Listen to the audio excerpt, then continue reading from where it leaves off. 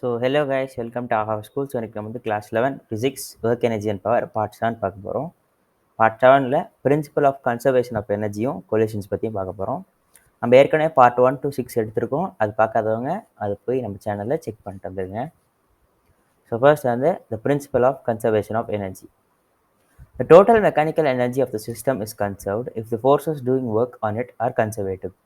இந்த இந்த இந்த சென்டென்ஸ் இந்த டேர்ம் வந்து நம்ம ஏற்கனவே பார்த்துருந்தோம். இது வந்து நம்ம இன்னொரு தடவை ரிவைஸ் பண்ணுறதுக்காக இப்போ காமிச்சிருக்கோம். So the total mechanical energy of the system is conserved if the forces doing work on it are conservative. So total mechanical energy ஒரு சிஸ்டமில் இருக்க டோட்டல் மெக்கானிக்கல் எனர்ஜி வந்து கன்சர்வ்டாக இருக்கும். எப்போனா அந்த சிஸ்டமில் எல்லா ஃபோர்ஸும் எல்லா ஃபோர்ஸ் நடக்கிற ஒர்க் வந்து கன்சர்வேட்டிவாக இருந்தால் தான் டோட்டல் மெக்கானிக்கல் எனர்ஜி அந்த சிஸ்டமோட டோட்டல் மெக்கானிக்கல் எனர்ஜி வந்து கன்சர்வ்டாக இருக்கும் அப்படின்னு சொல்கிறாங்க. If some of the forces involved are non-conservative, part of the mechanical energy may get transformed into other forms such as heat, light and sound. So இந்த மாதிரி சில forces நான் கன்சர்வேட்டிவாக இருந்ததுன்னா அந்த part of the mechanical energy வந்துட்டு வேறு ஃபார்ம்ஸுக்கு transfer ஆயிரும் அப்படின்னு சொல்கிறாங்க.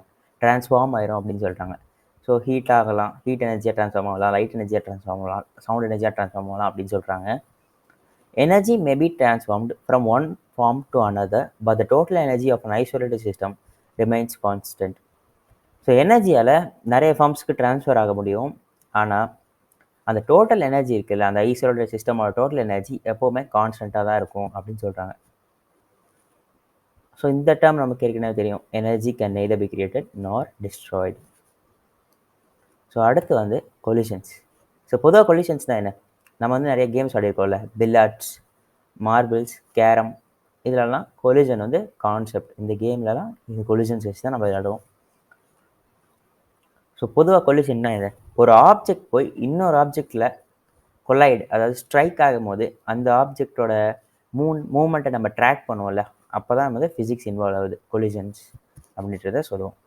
ஸோ ஒரு ஆப்ஜெக்ட் போய் இன்னொரு ஆப்ஜெக்டில் ஹிட் ஆகும்போது, ஸோ இப்போலாம் ஆக்சிடென்ட் நடக்கும்போது சொல்லுவாங்கல்ல நியூஸ்லலாம், கொலைட் ஆகிடுச்சு, 2 வெஹிக்கிள் போய் கொலைட் ஆகிடுச்சு அப்படின்னு சொல்லுவாங்க இல்லையா.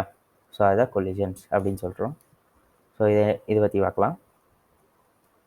Consider two masses m1 and m2. The particle m1 is moving with speed vli. The subscript I implying the initial velocity. We can consider m2 to be at rest. In this situation, the mass m1 collides with the stationary mass m2. So ஒரு குறிப்பிட்ட மாஸில் இருக்க m1 வந்துட்டு ஒரு velocity, initial velocity ஐ வச்சு அந்த m1 வந்துட்டு ஒரு டைரெக்ஷனில் வந்து வந்துட்டுருக்கு. அந்த மாஸில் இருக்க ஆப்ஜெக்ட் m2 நோக்கி வந்துட்டுருக்கு. ஸோ m2 வந்து ஒரு ஸ்டேஷ்னரி ஆப்ஜெக்ட்.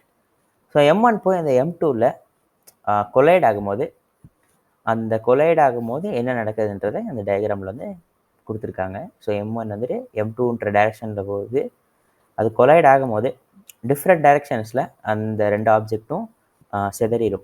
அதுதான் வந்து கொலிஷன் அப்படின்னு சொல்கிறாங்க. இந்த டயக்ராம்லேயும் அதை ரெப்ரசென்ட் ஆகுது. ஸோ m1 வந்து இந்த பக்கம் போயிடுது, m2 வந்து இந்த பக்கம் போயிடுது. இது எக்ஸாம்பிளுக்கு தான். ஸோ இது வந்து ஆங்கிள் θ1 அண்ட் θ2 இந்த நார்மலுக்கு இந்த பக்கம் எந்த சைடில் போகுது, எந்த ஆங்கிளில் போகுது அப்படின்றத இந்த டயக்ராம் வந்து ரெப்ரசென்ட் பண்ணுது. So that's it guys, thank you for வாட்சிங். நம்ம வந்துட்டு நெக்ஸ்ட் சாப்டரில் கண்டினியூ பண்ணலாம்.